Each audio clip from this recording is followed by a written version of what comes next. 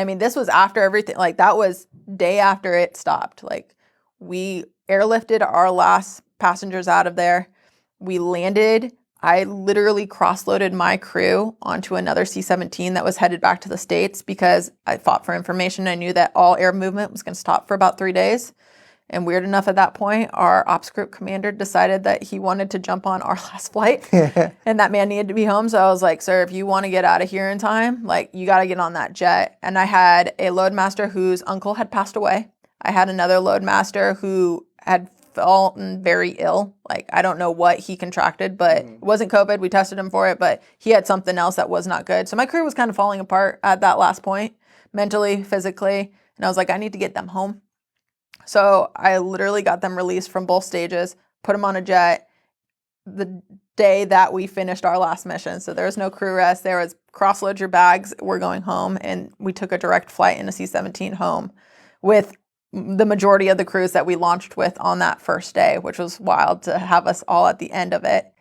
And after we looked at all of those, like we all got off the jet and we were all feeling different emotions, like anger, sadness. Some people just wanted to isolate themselves. Some people did not want to be isolated at all.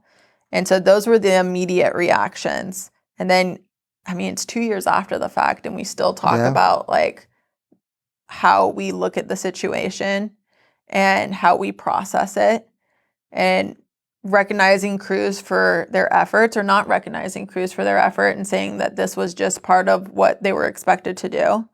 Like, that's hard. You look at a young airman, you look at our maintenance guy. We had an awesome FCC, which is a flying crew chief with us. It was his first ever job as a flying maintenance personnel. And that was what he was into? That was the flight. He literally was at home station ground, and this was his first flying. And after that, he decided, I don't want to be a part of this. Like, I'd rather stay on the ground. I do not want to be a part of the flying crew chiefs because it was a lot. It was a lot. If you're not prepared for that, that is... No. So mentally, it was very difficult.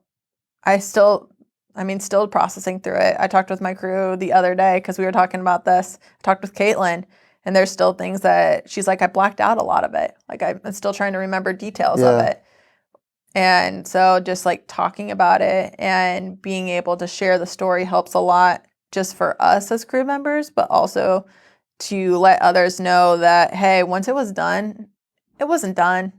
Like, and I think that can be said about a lot of major things. Oh, yeah. Like a lot of operations, a lot of significant emotional events that may have seemed big or small to other individuals, like being able to process through it's really important.